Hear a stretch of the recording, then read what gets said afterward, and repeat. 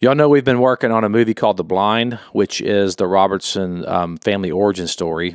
And I'm excited to tell you that the teaser trailer, rather, is finally here, and you guys can go watch it today.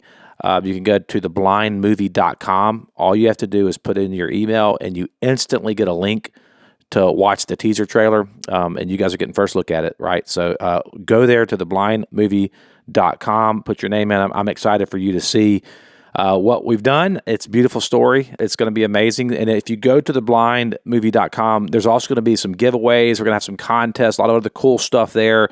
That site is going to be kind of our hub for everything that we're going to do in communication with you guys. So please go to theblindmovie.com and sign up today. I am unashamed. What about you? So it's almost by the miracle of internet or television, I don't know which. So yesterday we were doing podcasts, and so I was sitting, Jason, where you're sitting, because you're in my chair, my normal chair, and Zach was here behind us at this desk. And in one day now, it's like I've been teleported here to Zach's lair, and so he and I are here, and y'all are there. I mean, to the audience, I know there's been a podcast or two in between, but to me, it just feels like we teleported. It's amazing. We had dinner last night. We did. And the same day we talked and had a podcast in the morning. That's right. We did 2 podcasts. We did 2. Yeah. So am I the only one that finds that amazing that you can just be in one place the next day you're halfway across the country on the East Coast? No, I think you've just finally realized that if you get on a plane, you can go to destinations and have this happen. It's a phenomenon. It's not that big of a deal. Well, I was excited about it. Jace, you've lost your wonder. What happened to your wonder? I mean, at one time you would marvel at something like that. Now you're just meh. I was excited about air travel, when I was like 8. I thought, wow, this is crazy. We're flying.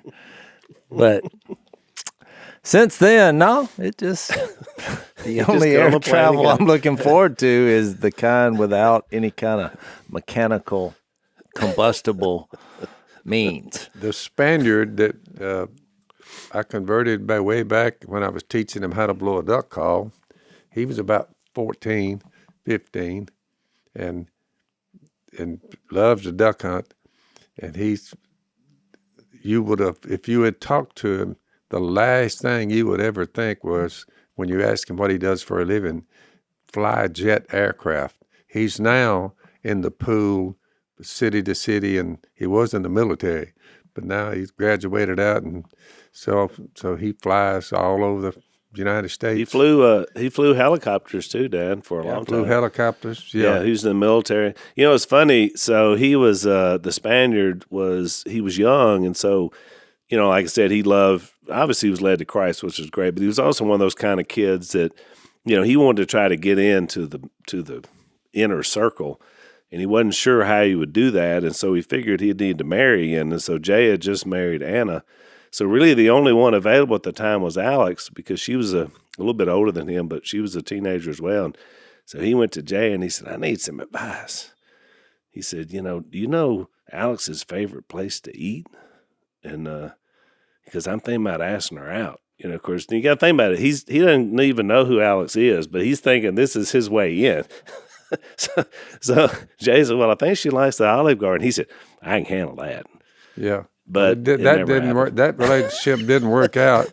He married a young lady down in South Louisiana. She's in the. She's a nurse practitioner. She's an amazing person. Oh yeah, but yeah, he did well. Kudos to the Spaniard. I call him the Spaniard. I'm not quite sure why. Oh, I remember. Well, he told us he came from Spaniard royalty. Yeah, that's what. Yeah, he's not from Spain. But he told He's the story about his ancestors after a ruling Spain. Yeah, he said, I came from Spanish royalty. Yeah. So ever since he told you that story, which everyone doubted, he became known as the Spaniard. Yep. Good. That's all you need is just your in. So he stays in touch. He has done that. He was converted, I'd say, 15 years ago, maybe 20. I don't know. It's probably been almost 20. That's He what is I- one of my favorite But people. he flies the jets that you're riding on. That's the type jets he runs. No, if I saw him in the cockpit, I'd say That's no. his, No, I'm kidding. I love him, but I may get a little nervous. I don't feel warm and fuzzy. But Phil made me think of something, because the number one question, which I got it just a couple weeks ago, when we did our treasure hunting event, is how come y'all don't call y'all's parents mom and dad? I got that question.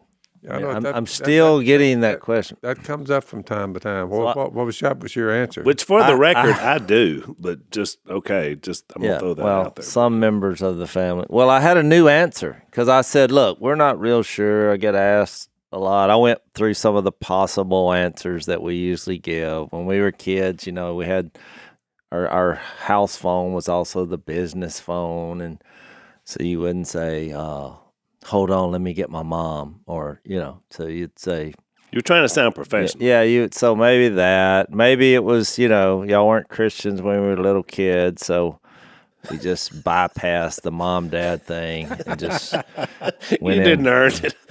Yeah, that was a complete disaster the first few years. But anyway. His first 5 years, Yeah, that so was a dumpster first fire. 5 years was, whatever.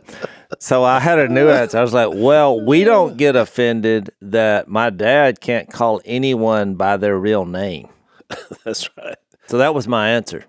I said, so maybe somehow we don't like to give titles as kids, but my dad, he won't call anyone by their name. It's always a nickname. And if you start thinking about it, even with all of us, it's true. Have you noticed that? It's either what state they're from, what country they were. That's hard to What figure. they look like, what, some kind of physical characteristic. Yeah, and so it is weird. So that's why we all have nicknames. So we have a problem with that. Titles and names. When you run I out of watched them, I nicknames- observed them, and I forget who they were because there's been so many. Hey, how you doing? Pretty good, Santa. Kim, do you want to take a picture? Oh, yeah. So we take a picture. But it's so I just look at their tendencies as they live, little. Which would be okay, Little but when it caveats. gets down to family members, it gets a little awkward. When you're like, now who are you? And you're like, I'm your grandson. I'm your grandson. But you do have a lot in your defense. Yeah, I'll look into that. No, I think Phil, we've accepted it and moved on. Yeah, it's okay. It's all right. It's don't okay. change Dad. a thing. It's- I'll forget Don't it. chat. We're going to accept you just as you are, Dad. I give my standard line. I remember his face, but I can't remember his name. Okay, who is that? She said, that's your grandson. I said, okay, I get it. Yeah. So it is a lot. fortunately, Zach said this before we started that all members of the podcast team are unoffendable. So Yeah. it's a prerequisite for being on the podcast. Somebody asked me last week, they said, now, out of all four of you guys, who is the most easily offended? And I was like, I don't know if anybody gets offended. I don't think I've ever seen any of us be offended. I would say we're probably the least four offendable people on the planet are right there with it. We just don't, I say it all the time. I don't know if it's natural or what. I just decided a long time ago to not be an offended person. Yeah. And so I find life is a lot better when you're that way, but whatever. Well, number one, you shouldn't think of yourself more highly than you ought. That sounds like a Bible verse. That is true. Oh, it is. And also, I mean, are you trying to impress people or the Lord? That sounds like a verse. That was a paraphrase of a verse. So, if you're trying to impress other people on how you look or what you do, you get offended when that doesn't measure up your expectations. So, And I've Jase, always you're right. wondered about the people who are so easily offended. I mean, which I would think was nothing, but they take it so seriously. I'm like, chill out and live. you laid the foundation by, looking the way you do and seemingly having confidence. So when I was a kid, I thought, boy, this guy, he's not worried about what other people think, obviously. Yep. And so that was a good dynamic that you brought to the family. So, because you were kind of, when you came to the Lord, you found that character comes from within. Yep. And so I think that was good. Because, I mean, we all had that jokes about being poor. And, when I dated Missy, it was just a hail of persecution from all her classmates about her dating me. Yeah. I was from the wrong side of the earth. In their mind, you were a trash. Yeah, they were just like, he's a dumb hick. Yeah. I mean, he just, look at this. He's got long hair and a mullet, and he talks real country, and she was just abused. And she always found it fascinating that I was not offended. I was like, hey, if it doesn't And they bother. were onto something, because look at you now. But it's funny, because Jesus laid out a principle. And this happened to me, that shows you about offendability. Because you remember he said, and I don't have the exact reference here, but he said, when you come into a place, don't go down front and take the seat of honor, but sit in the back and wait for somebody to take you up front, because you might get embarrassed. So I went to a family wedding in our family, and so most of our family was sitting down front, because typically you do, because it's your family. And Lisa and I sat down, and then someone came over, right before the thing was to get started, and said, sorry, can you guys move, because, so-and-so and so-and-so needs to sit in your chairs. And so I thought, sure, so we get up and, walk that 80-foot walk of shame to the back of a huge tent. And when I got back there, somebody said, they looked at us, like incredulously. They said, did you just get asked to move? And I said, yeah. And they were like, why? And I was like, because I broke the principle. Jesus said, when you come into a place, don't go sit down front, sit in the back, or you might have to walk to the back. So I was like, but I wasn't offended, because I was like, Jesus told me not to do that, and yet we did it. So it was like, and then people afterwards, oh, were you offended? I said, absolutely not. Somebody needed that seat more than I did. But that's a better way to live to me than just walking around offended all the time. Yeah, and you shouldn't, I think most people surround themselves with people who won't say anything to hurt your feelings, and that's not real healthy, because I think our family has decided we're going to speak the truth in love, which is another verse, Ephesians 4. And sometimes you need people to say what's true. I mean, for your better interest. If you know that they have your better interest in mind, why would you be offended? I like when people disagree with me, because that means they have a better idea or a better way, or I could be wrong, or so that's why I'm not offended at that. Yeah. Or the way you look. I noticed some of these younger kinfolks of mine, when I'm kidding them with one of them, I'll say something, hey, little chubby. That's be like a little, one of them's about 9 years old or 10. And she is chubby. Well, I just kid her about it. Miss Kay said, oh, you don't want to do that because it hurts their feelings. The women in our family, they do not like that you do that. And you probably shouldn't do that. That may be taking the unoffendable too far. I'm just being honest. So, ooh, you're skinny. Ooh, you're a little. Hey, now, little. You're chubby. right. That is helping people be less offendable by offending them based in public. Yeah, just don't comment on weight. Just never comment on when size. it comes to women and age. size, Dad. It's usually, of course, this is coming from Dad, who at least on 2 different occasions, and I'm thinking maybe it was 3, at church had said something to young women about when they were expecting. Good night, girl. I didn't know you was fixing to have a baby. And she said, I'm not. And I'm like, okay, here we go. Well, I'm thankful I that got you, out of there. Kay said, you idiot, don't tell a woman this. I said, well, I didn't know the girl just picked up a little weight. I thought she was going to have a baby. I'm thankful you Don't did do that, that. because now I have never, since I saw you do that, Never done. commented on women's age or looks or That's- pregnancies. yes. I tell you, boy. Dad, We did learn from you, Dad. That is a DED. I do not ask anybody. And they can have a big old belly out there. Looks like they're fixing to pop a baby out any minute. And I'm not saying Don't one ever do it. word. Don't ever Yeah, do we it. learned that Well, one the somebody- hard way. So, Zach, I'm here in, I guess, what I would call the eastern layer, since we're over here on the coast. And the nice thing about your studio is the bed that I slept in is right here in the same room. Yeah, it's a studio apartment, a literal studio apartment. So how did you sleep? Well, your mattress is a bit firm. I'm not sure about that, but I will say this. When my feet slid into those sheets, they have to be Boll Branch because they had a buttery feel to them. They are. That's exactly right. They were fantastic. Yeah, we want to treat our guests with the best. Only the best, and we know that Boll Branch is the best. They've been one of our sponsors for a while. They only use the highest quality 100% organic cotton threads on earth, which makes them great. As I said, they're buttery to the touch, and they are. They're loved by millions of sleepers. They're luxurious. They're loved by 4 U.S. presidents, Zach. Did you know that? I did not know that. I don't know which ones, but 4 U.S. presidents, hopefully ones we like. They're great for all sleepers. They're not made with any harsh pesticides. They have a 30-night risk-free guarantee, free shipping, and returns on all U.S. orders, which, trust me, you won't want to send them back. So sleep better at night, just as I did last night, with Boll Branch sheets. You get 15% off your first order when you use the promo code Robertson at bollandbranch.com. That's BOLLAND branch, bollandbranch.com. Use the promo code Robertson. Exclusions apply. See their site for details.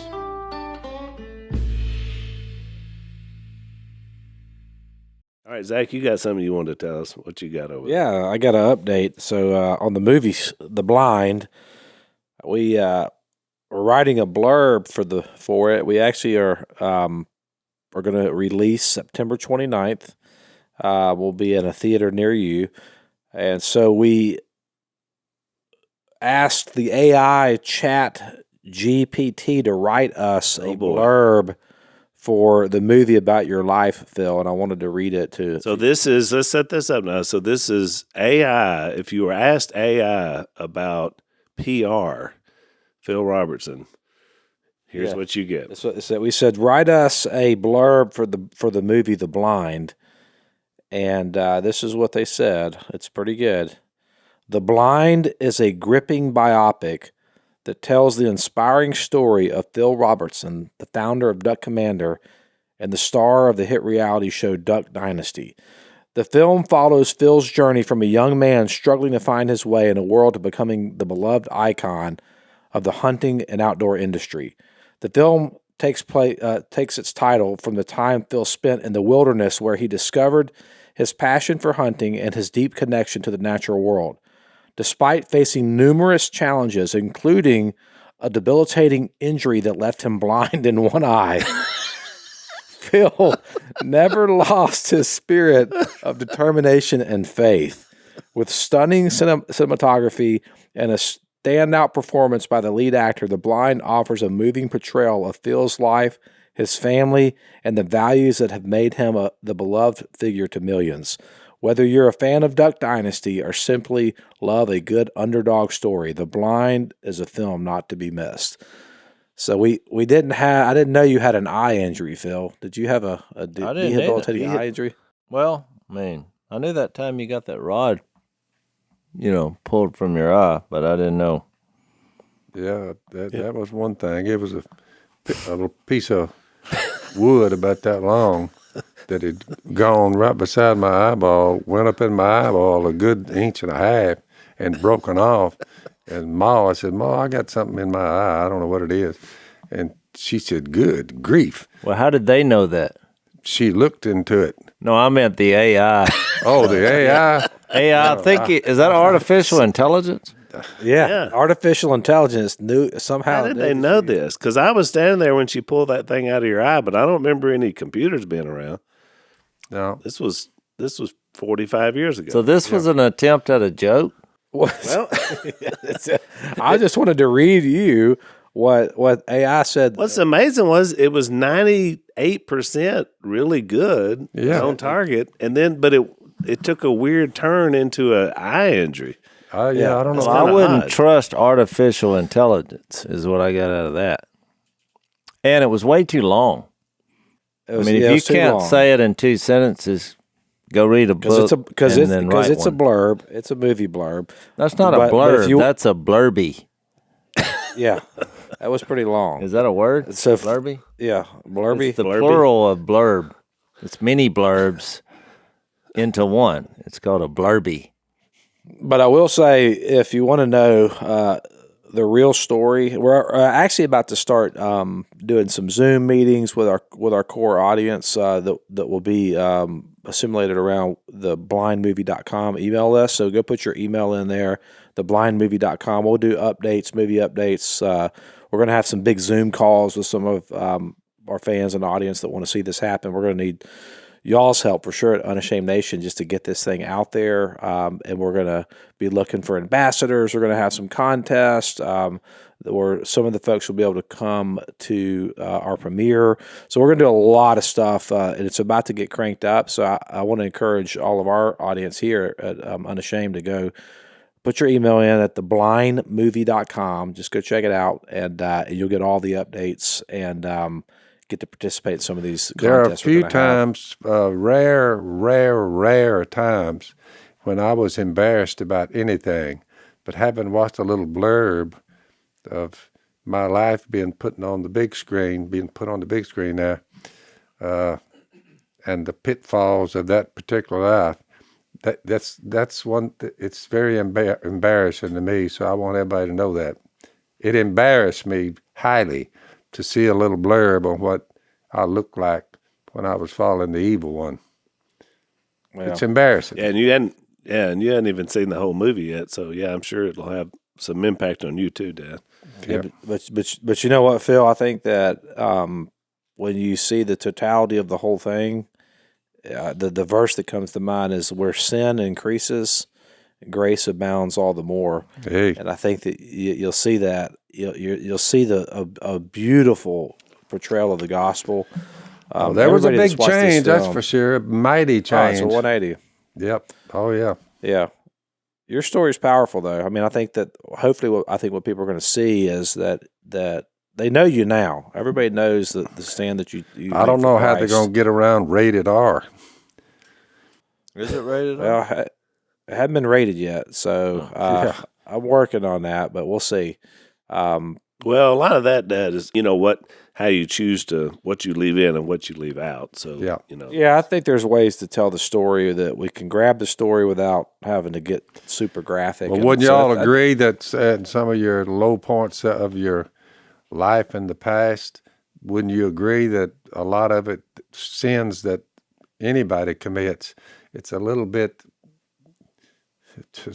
embarrassing. How Sure can it is. Yeah. I'm embarrassed by the whole thing, but I mean, I have huge. But everybody regrets has a past. It is what it is. So you Right. might as well tell the truth and go on about your business. Well, that's the thing, Dad. You just said it. I mean, that relates to, almost everybody out there in the world. I mean, they have regrets. That's correct. They have periods of their life that they're ashamed about, that they wish they could change but can't. There's a mighty only- throng of people who'll tell you quickly, and the last thing I want to see is what I was like back in this and back then in my past. Well, I'm kind of in that group. It's embarrassing. But imagine that if you were a person who's still in that place where you were, and look, you wouldn't go to church. Somebody's been trying to get you to a Bible study, you won't go, but they like to hunt, and they say, you know what, you need to come see this movie, The Blind, and they don't even know what it's about, and they go in there and sit and watch and say, that's Phil Robertson, that's what he was like. That may offer some hope for this guy. That is why I looked in a hurry when I saw the little part of the movie that I was going to be in, playing my life and my past. I checked into others to see if I at least could have somebody else within the same predicament. I started with the Apostle Paul, then looked at Peter's life, looked at Paul's life. One of them was just a downright murderer, the Apostle Paul. And he wrote most of the New Testament. and God had him write it. So even you look at it like that, if it helps people come to Jesus, I'm all in, no matter how rough it is, no matter how rough it looks. Hey, present. I made the point Sunday when I was preaching about Peter that here was a guy that went from denying Christ 3 times in a moment where he said he'd give his life for him. Think about this. In only a little over 40 days, then he became, less than 2 months for sure, he became the one that unlocked the kingdom gate. Amazing. That opened the way for the church to usher into the era that we're in now with the Holy Spirit. Boy, you just think about the Lord being the only one that's never held grudges about anybody, against anybody, including Peter. I mean, he reinstated him, is the way the Bible reads. Yeah, it's a great point, Al. And think about it, that happened in a short period of time. It's not like there were years that went by of him proving himself. I mean, Jesus appeared for 40 days, and then he was gone, and then within a few days, Peter's up, shucking the corn, talking about the gospel. So he starts out drawing. He drew his sword first and takes the ear off a man. You said, this old dude, he's not backing up. But no, he fell victim to the crowd, and he got out of there too. That's right. When death started knocking at his door, he said, I'm out of here. Which we talked about that. I think that instance with Malchus and the ear is what led him to the denials, because he thought, okay, we're not taking over militarily or forcefully like I thought we were. So what are we doing here? Yeah. And so he punted, which is a bad thing. I don't know if I'm the only one that noticed, but things are a little bit crazy in our culture and our world today. Dad, have you noticed that things are a little bit kind of crazy out there in the old U.S. of A? Yeah, I'm ashamed at this point. Yeah. It's a lot to be ashamed of. Oh, some of this stuff you see, it's just sickening. Some of our judicial system seems to kind of resemble a third world banana republic. I see a lot of trusted American companies sort of embrace some of these crazy ideologies. And so one of our sponsors is a group that says that they want to fight back, and they want to start with the way we spend our money. For years, big mobile companies have been dumping millions into leftist causes, and so Patriot Mobile says you don't have to do that anymore. They're the only Christian conservative wireless provider. They offer dependable nationwide coverage on all 3 major networks, so you get the best possible service in your area without the woke propaganda pushed by the leftists who are trying to destroy our country. When you switch to Patriot Mobile, you support free speech, religious freedom, the sanctity of life, and the Second Amendment. You also support our military, our vets, and first responders. So great company. Definitely folks we're behind. 100% U.S.-based customer service team that makes switching easy. Just go to patriotmobile.com/Phil, or you can call them at 878-PATRIOT. You get free activation today with the offer code Phil. Ask about their coverage guarantee while you're there. patriotmobile.com/Phil, or call them at 878-PATRIOT.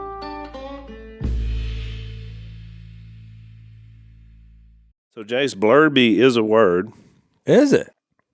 Yep. Shocked. It's an urban dictionary word, which it means a mouthful of chaos, misunderstanding nonsense. Well, I was actually almost right. When he is talking, it sounds all blurby. Well, let me I hate to burst the bubble, but Urban Dictionary words are not actual words. Uh-oh. The linguist has said that's not a real word. Not a real word. Urban Dictionary word is not a real word, at least yet. It may make it into the big dictionary.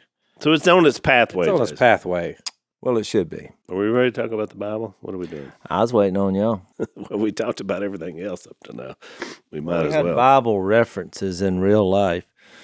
We did. So. And we were able to talk about work Peter and Paul into the blind, which is powerful. So I'm excited about it. September 29th. It's going to be great.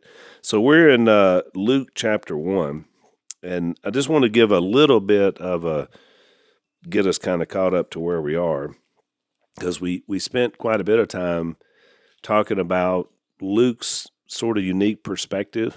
Actually, we spent a couple of podcasts just on the first 4 verses, just because it's such a Luke's approach is so unique. One is because probably his background, and he's a Gentile, he's a physician, and he had a specific purpose in mind writing Luke and Acts aimed at someone knowing the story of Jesus. And so he comes at it a little bit different than the other guys, and so we talked about the importance of that.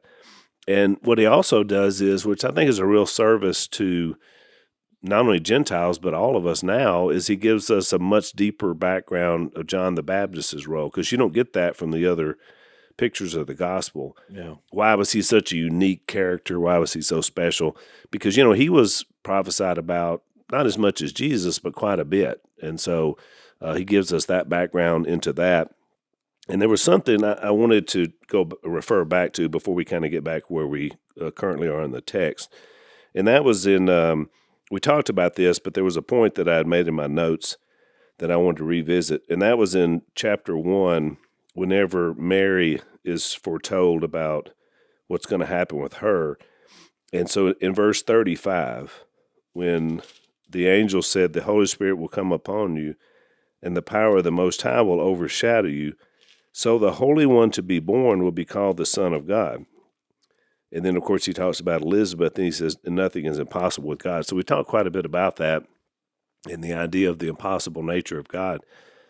But one thing we didn't mention that he says here that I think is worth mentioning before we just move on is that this verse really is the first time we see the incarnation specifically referenced, that we're talking about God becoming flesh and the uniqueness of that. Because when you think about it, Jesus, he's more than just a special prophet. He's more than just, what he offered up. He's more than so many things, because he literally is God in flesh, which makes him the one and only unique hybrid between divine and human. Mm-hmm. And we read so much about it, Son of Man, Son of God.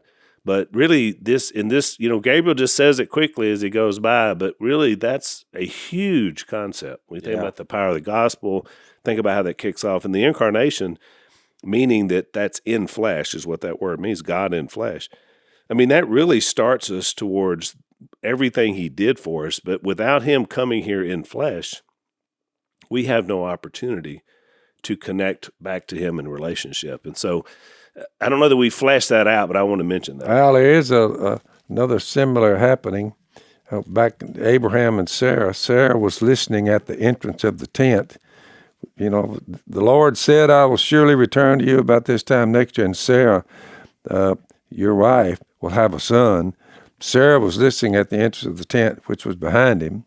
Abraham and Sarah were already old and well advanced in years, and Sarah was past this age of childbearing.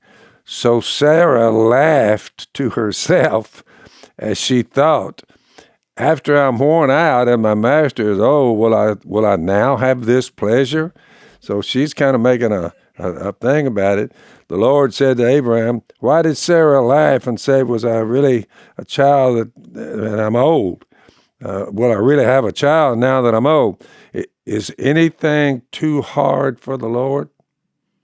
He said, "I'll return to you in the next point of time, and Sarah will have a son," which it's pretty shocking information when someone gets that. But Sarah was one of those that she laughed about it, but she looked down one day and said, "Whoa, my belly getting big."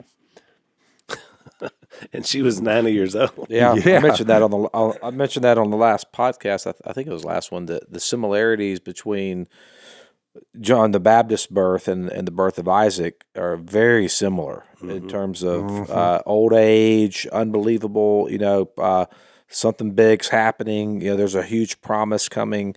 So in the Abraham and Isaac story, it was through Isaac that your offspring shall be reckoned. So the promise that God made to Abraham was going to be fulfilled through Isaac. And Genesis 22, I think it's Genesis 22, when they go to Mount Moriah to sacrifice Isaac, he gets up there and they're walking up to do the sacrifice, and Abraham says, "Me and the boy," I'm paraphrasing here because I don't have that page open, "me and the boy are going to go up there, we're going to worship God, and then and then we will return. And they get up there, and he goes to do the sacrifice, and then that's when God provides the substitution. And there's a ram caught in the thicket. God himself provides the sacrifice, and there's a substitution on Mount Moriah where another the ram died in the place of Isaac, which was foreshadowing of the gospel, where the lamb would die in the place of us. So it's called substitutionary penal atonement, that someone dies in our place and takes on the penalty for us. And so you have this moment here where this guy, John the Baptist, is coming, and it does look like almost like, I mean, everybody knew something big was happening, because Zechariah goes in there to the temple. He has the encounter with Gabriel. He comes out, he can't talk, for 9 months? Right. Yeah. And then all of a sudden they have the moment where John the Baptist is born, and it looks like he's the next Abraham, and then what's his name going to be? Well, his name's going to be what his father's name is, because that's what you do. But it was all designed for us is to see how these fantastic miracles are happening. I mean, with Sarah, then with Elizabeth, and then with Mary. I mean, there was some major going on when these things took place. They're miraculous beyond belief. I mean, it's really amazing. I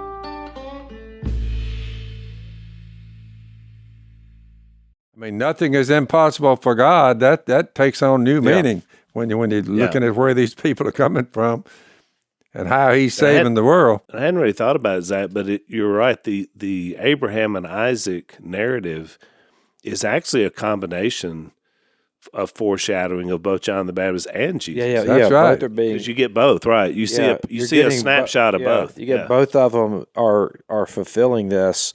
And so when John the Baptist, that's why when they named him John, which means God is gracious, it was, he's in there, and his mother first, they asked, what's his name going to be? Zechariah? No, his name's going to be John. They're like, no, well, we better ask his dad. So then they summon his father.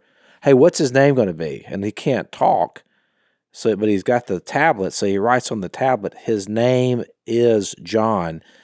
And so I that's what I read. That I was like, man, what is that? Like, the significance of this name is God is gracious. So we're at the moment where the law has been just accumulating debt for all these years and was never able to accomplish what grace alone, God's grace, would accomplish. So that's the foreshadowing. The guy's name is God is gracious, and that's his name.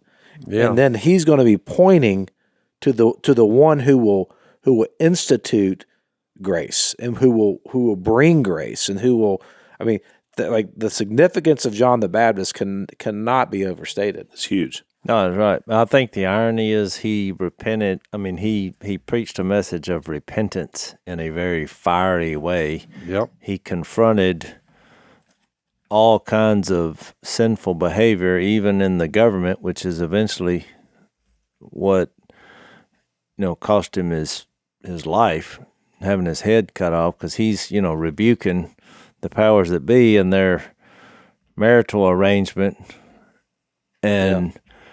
but his name meant God is grace. Now you have gracious. God is Jesus will be called the Son of God. Now we're up in the ante here. We're on accolades. This is like, whoa. As I said, think about that. John's name is God is gracious. When Jesus came, they said they'll call him Emmanuel. God is with us. Yeah, so you combine that, God is gracious, and now God is with us. Yeah. So grace is now with us. Grace is here. Right. And it's humanity could not have done this or even come even close. It's way beyond. You talk about miraculous events going on. It's mind-boggling. So much so that I don't know. You look and read, you say, well, y'all accept this stuff and believe these wild things. I said, I don't know how humanity could have made the story up. You just think about it. Yeah. Write these stories down over thousands of years, and they come out here. Well, and you look, and you're like, wait, whoa. Well, to your point, Phil, so like in Mary's song that we skipped over, a lot of people who do not believe that the Bible is reliable, they will go to this very song and they say, well, a lot of her song came from Hannah.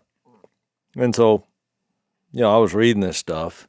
And they're like, that just shows you they just made it up. They just stole the stuff from Hannah. Well, then when you go read the story of Hannah in 1 Samuel 1 and 2, all of a sudden, you see why Mary quoted some of that. I mean, right. And it just like in Zechariah's song that Zach brought up, he because we're going to get to that, but when he has this, and it was actually longer than 9 months, because you would have thought that Zechariah would have been able to speak after John was born, but no, they took him to be circumcised, so that was on the 8th day. He still can't speak.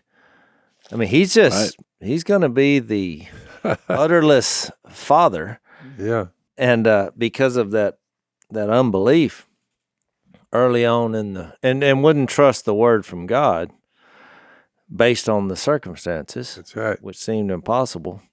But then all of a sudden, when he burst into song, he then, starts talking about, and he quotes a lot of the Old Testament that was leading to the Lord fulfilling, not only redeeming Israel, but also from a spiritual way, when you get to it, that he would bring light to darkness. But to back up to to Mary and Hannah, what I found fascinating, which I don't know how deep y'all want to go into that, it was really, I was reminded that 1 Samuel 1 and 2, like maybe you're having trouble with the blind, it was rated R, You start reading 1 Samuel 1, and the first thing is like, there's a guy that had 2 wives, and a lot of people who have this same accusation with Mary's song, they say, well, I don't understand why y'all are not supporting polygamy. It's all through the Bible, in the Old Testament.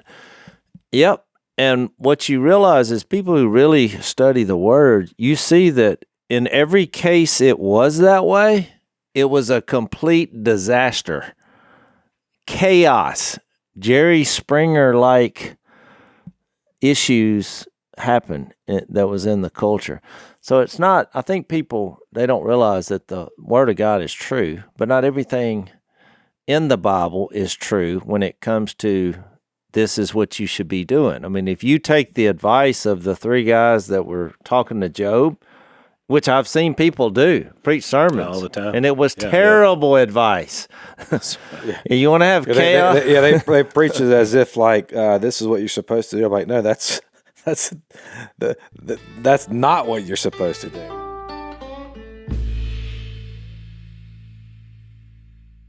By the way, when you get to the end of Job and God says, oh, your 3 dopey friends, and I'm paraphrasing, your 3 dopey friends didn't know what they were talking about, I'm not going to preach you any sermons off stuff they were saying, because God already said those guys are idiots. I'm paraphrasing. Be careful when you preach out of Job. Well, just to give you a thumbnail of what happened with Hannah, because I do think it's important, because I was moved just reading it, and I asked Missy about it, and she's like, oh, it's such a chick flick in the Bible, and which I laugh, because here's a woman who she couldn't have children, and her I don't even know what you would call that.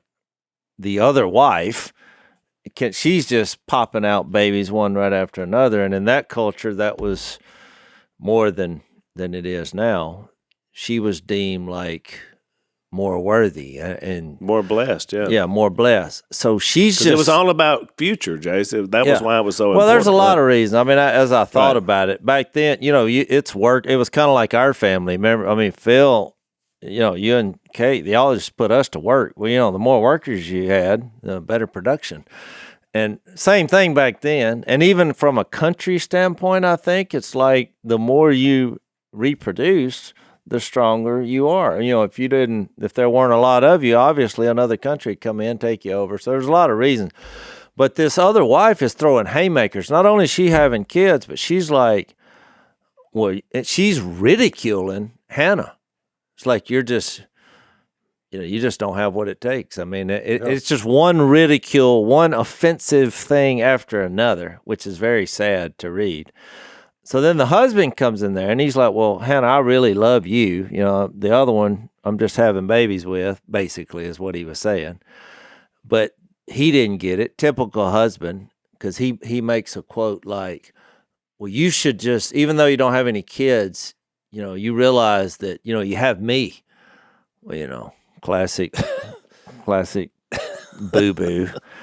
So she doesn't even acknowledge that. And so you see this, why she's so sad, because really the culture and this other wife is ridiculing her. And our culture does the same thing. When I fast forwarded that to us now, there's so much bullying going on. If you don't look good enough, I mean, it's an epidemic with our teenage girls, and you're ugly and you're fat and it's just driving some of them in some cases commit suicide. And so you see this, so she's real sorrowful. And, but she finally eventually in her prayer life, and I think this is why Mary used this, she finally, in her prayer, said, it's not about me anymore. I mean, because she prayed that she would, obviously, year after year, that she would have a kid. It didn't happen. But when she prayed that if she had one, she would give him to the Lord, that's when she found a peace. And it's very obvious in the text. This is in chapter 2, but her face was no longer downcast. Look, this is before she had the baby. And so the point I was going to make is that you have prayer, not prayer, pregnancy, then peace, because that's the lie that you think. She wasn't getting, she wasn't just trying to find peace, thinking that, if I have a child, that all my problems are going to be over. She had the prayer, pain, let's say, pain and prayer. I don't know why all these start with P, but then she found a peace in talking to God about it and basically said, no matter what happens, I'm trusting you. Then she got pregnant. And so I think that's an important point. And then she uses the same kind of language that Mary's going to use, which is when you're weak, he's strong. When you're strong, you become weak. And you had this whole opposite, upside down definition of the kingdom revealed by Hannah and later Mary, which now we still have trouble wrapping our heads around. If you want to live, you got to die. I was trying to think of all the other ones, but she if you want to be rich, you got to become poor. If you want to become unbroken, you got to be broken. I mean, if you want to be first, you got to be last. You got to be last. But all of it right here is being revealed. I wrote this down in my notes that God's kingdom is revealed in the dirtiest of places. Everything here is an upside down kingdom, and that's the point. That he didn't emerge. God's revelation of his arrival did not happen in a temple, but in Nazareth, which we talked about in the last podcast. When he did arrive, it wasn't in a palace, but in a manger, and the first people he told were not nobles, but shepherds, because everything is backwards in God's kingdom. It's an upside-down kingdom flowing from God's revelation to Mary, to her song that you just mentioned, to the humble birth, to the attendance of the shepherds, and ultimately, as we know, to the cross. When I'm reading this, I'm thinking, man, all this whole story, everything is not how it should be, but yet is so much more beautiful and powerful. And that's the strange paradox of the gospel, that Christ's power is in the fact that he condescends, the fact that he puts himself in a human body, in the most vulnerable place, in a baby, He said, well, how's it powerful? And you're like, that's the thing. That's the power of it. Just that type of love, that is just, that's what's powerful. And I think that's what draws men, and women to God is that. It's what the gospel is. And so when we say, like Phil says, you said about the movie earlier, how you're embarrassed or you're ashamed of it.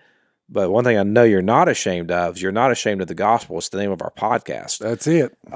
Because it's the power, because the gospel is the power of salvation, first for the Jew, then for the Gentiles. So there's power in the gospel, but what is the gospel?